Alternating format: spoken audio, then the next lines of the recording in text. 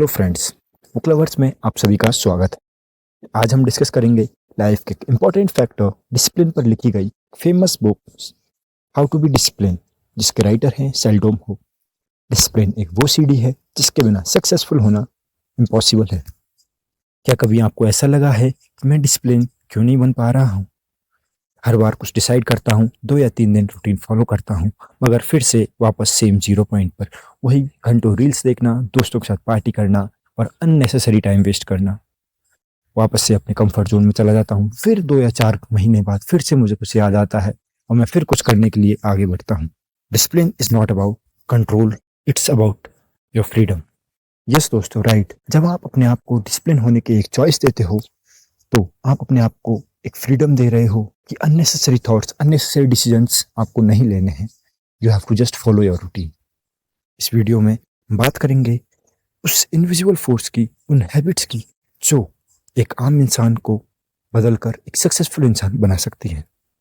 अगर आपने डिसाइड कर लिया है कि बहुत हो गया, अब कुछ बड़ा करना है, कुछ अच्छा करना है, उसके लिए डिसिप्लिन इंपॉर्टेंट है, तो ये वीडियो आपके लिए। क्यों कुछ लोग एवरेज टैलेंट के साथ सक्सेसफुल बन जाते हैं, मगर कुछ बहुत ही टैलेंटेड लोग बिना डिसिप्लिन के ग्राउंड पर आ जाते हैं। कुछ ट्रेडिंग एग्जांपल्स मैं अपने इंडिया से देना चाहूँगा। जैसे लैक ऑफ डिसिप्लिन के कारण पृथ्वी शॉ, जो एक बहुत ही टैलेंटेड प्लेयर हैं, मगर अभी इंडियन क्रिकेट में कहीं जगह नहीं है, ना ही आईपीएल में। ये चीज़ आपने अपने क्लास में नोटिस की होगी कि कुछ एवरेज स्टूडेंट आज आपसे सक्सेसफुल हैं, मगर आप उनसे टैलेंटेड होने के बावजूद भी एक एवरेज ज़िंदगी जी रहे हो। उसका रीज़न है सिर्फ और सिर्फ लैक ऑफ डिसिप्लिन। किसी को भी दोस्तों सुबह उठना पसंद नहीं है, चाहे वो कोई भी हो, विराट कोहली हो, अक्षय कुमार हो, मगर वो करते हैं क्योंकि उन्हें मुकाम पे बरकरार रहना है, उस मुकाम पे पहुंचना है। तो आपको वो सारा चीज़ करना पड़ेगा जो डिसिप्लिन पर्सन को करना चाहिए, जो आपके रूटीन के अकॉर्डिंग है। दोस्तों, चैप्टर 1 ये हमें सिखाता है कि डिसिप्लिन एक ब्रिज है किसकी सक्सेसफुल करियर के बीच में, और अगर आप इस ब्रिज पे नहीं चढ़ोगे तो आप एक नॉर्मल ज़िंदगी से सक्सेसफुल ज़िंदगी तक नहीं पहुंच पाओगे। आप कभी भी अपने आप सक्सेसफुल नहीं कह पाओगे। दोस्तों, साथ में नेक्स्ट में हम आते हैं मोटिवेशन पे। मोटिवेशन सब कुछ नहीं होता है। आप मोटिवेटेड होते हो, आपको किसी ने मोटिवेट किया, आप 2 या 3 दिन बुक्स उठाते हो, अच्छे से पढ़ाई करते हो, 4 घंटे, 5 घंटे, 8 घंटे, मगर फिर से वापस सेम रूटीन।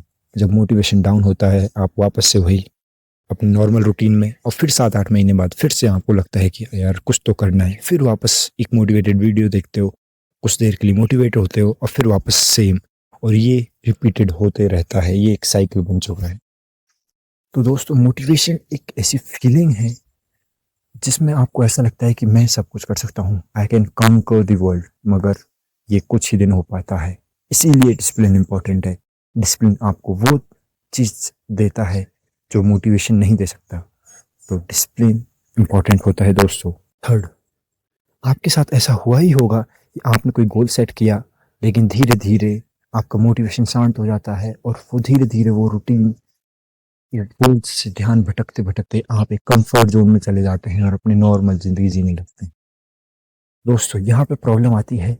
ये प्रॉब्लम हर किसी की है और ये हर किसी के साथ होता है, और ये इसका इशू है क्लियरिटी। बिकॉज आपने गोल डिसाइड कर लिया है कि मुझे एक सक्सेसफुल पर्सन बनना है, मगर सक्सेसफुल पर्सन कैसे बनना है, सक्सेसफुल पर्सन क्यों बनना है? आपने डिसाइड किया कि मुझे आईएएस बनना है, मुझे आईपीएस बनना है, मुझे एक सक्सेसफुल बिजनेसमैन बनना है, मगर क्यों बनना है? क्या उसका रीज़न है? अगर आपके पास वाई है, if you have the why, then definitely you can achieve it. वो क्लियरिटी आती है तो आपको अपने आप का एक बेटर वर्जन दिखता है, और आप अपने आपको फिर मोटिवेशन की नहीं, आपको एक रूटीन की ज़रूरत होती है जो आप अपने मन से फॉलो करते हो। दोस्तों, उसके बाद आता है सेल्फ कंट्रोल। हम सभी को पता है कि क्या करना है, क्या नहीं करना, मगर हम करते वही हैं जो हमें नहीं करना। हमें पता है कि अच्छे मार्क्स के लिए हमें पढ़ाई करनी चाहिए, मगर हम नहीं पढ़ते। हमें पता है कि फिटनेस के लिए हमें रनिंग करनी है, एक्सरसाइज करनी है, मगर हम नहीं करते हैं। दोस्तों, ये सब चीज़ें होती हैं क्योंकि हमारा अपने ऊपर सेल्फ कंट्रोल नहीं है। हम आसपास की चीज़ों से अफेक्ट होते हैं। दोस्तों, इसका मेन रीज़न है कि आपका जो प्रिमिटिव ब्रेन है, इंस्टेंट प्लेजर चाहता है, वो ज़्यादा एक्टिव हो रखा है। आप उसकी मानते हो, अपनी इच्छाओं की मानते हो, अपने ब्रेन की नहीं मानते। जब आप अपने आप प्रीफ्रंटल कॉर्टेक्स, जो कि आपकी लॉन्ग टर्म, प्रीफ्रंटल जो ब्रेन होता है जो आप लॉन्ग टर्म विजन को देता है, अगर आप उनकी, वो एक स्ट्रांग होता है। और वो कब स्ट्रांग होता है? जब आप अपने आप को सेल्फ कंट्रोल करते हो। दोस्तों, सेल्फ कंट्रोल सिर्फ और सिर्फ एक मसल है जो कि आप धीरे धीरे उसको डेवलप कर सकते हो, जैसे कि आप अपनी बाकी मसल जिम में जाकर डेवलप करते हो। इसका डेवलप करने का सिर्फ एक तरीका है कि जब भी आपको कुछ करने की इच्छा हो जो कि आपको नहीं करना चाहिए, अगर आप उसको एक लॉजिकल आंसर के साथ रिजेक्ट करते हो, तो आपका सेल्फ कंट्रोल बढ़ता है आपकी, और आपका प्रीफ्रंटल ब्रेन स्ट्रांग होता है, और ये आपको सक्सेसफुल बनने में मदद करता है। दोस्तों, उसके बाद आता है मास्टरिंग द मॉर्निंग। आज तक जितने भी सक्सेसफुल पर्सन हुए हैं, उनका mastering the morning, top 1 hour, morning का जो फर्स्ट आवर और फर्स्ट 2 आवर होते हैं, वो उनके होते हैं। It does not belong to any one. वो सुबह उठते ही फ़ोन नहीं देखते। उस आवर में अगर आप अपने आप को डिसिप्लिन रखते हो, अगर आप अपने आप में वहाँ पर कुछ ऐसी एक्सरसाइज करते हो, मेडिटेशन करते हो, डेली रनिंग एक्सरसाइज करते हो, रीडिंग करते हो, तो उससे आप अपने ब्रेन को एक सिग्नल देते हो, yes I am ready for the day, और मैं पूरे दिन कुछ अच्छा ही करूँगा, जिससे आप अपना रूटीन फॉलो करना बहुत आसान हो जाता है। मॉर्निंग आवर इम्पॉर्टेंट होता है क्योंकि इसमें आप एनर्जी से भरपूर होते हो। आप इसमें डिसाइड करते हो कि आपको पूरे दिन में क्या करना है, एक गाइडेंस देते हो, और उसी के अकॉर्डिंग आपके पूरे दिन में थॉट्स आते हैं।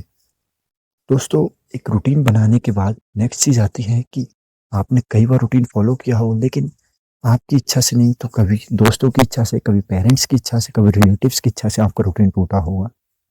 ऐसा हो ही नहीं सकता कि किसी का भी रूटीन ना टूटे। हर सक्सेसफुल पर्सन का रूटीन टूटा है कभी ना कभी, और इसका मेन रीज़न है, इसको आप कैसे कंट्रोल कर सकते हो?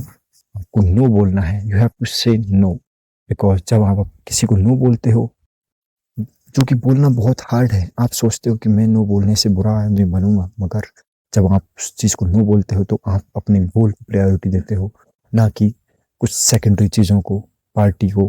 अगर आपको पार्टी करनी है, अगर आपको अपना मी टाइम चाहिए, फ्रेंड्स टाइम चाहिए, तो उसको अपने टाइम टेबल में इंक्लूड करोगे, तो उससे आपका डे बहुत ही अच्छा हो जाएगा, और आपका जो रूटीन है वो कभी नहीं टूटेगा। पावर ऑफ सेइंग नो, इस मीन्स आपको आपका रूटीन को बचाने के लिए आपको जिस चीज़ को भी नो बोलना है चाहिए, उसे आपको नो बोलना पड़ेगा। दोस्तों, उसके बाद आता है रेजिलियंस। जैसा कि मैंने बताया है कि आपका रूटीन, डेली रूटीन किसी के भी कारण टूट सकता है, आपके अपने कारण, किसी कारण, मगर आप उससे वापस उठते हो। रेजिलियंस आपके अंदर क्या है, आप उससे वापस उठने की कैपेबिलिटी रखते हो, या फिर आप सोचते हो यार ये मेरे बस की बात नहीं है, हर बार मैं ट्राई करता हूँ फिर छूट जाता है।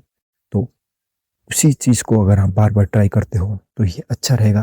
पहली बार आपका टाइम टेबल हो सकता है डिसिप्लिन 5 दिन में टूटे, 7 दिन, अगली बार 7 दिन में, फिर 10 दिन में, फिर 15, फिर 20, फिर 1 महीने, और हो सकता है धीरे धीरे ये कंटिन्यू एक आपके लिए बन जाए, और ये आपके लिए बहुत ही आसान हो जाएगा। दोस्तों, डिसिप्लिन 10, 5 या 21 दिन का प्रोसेस नहीं है।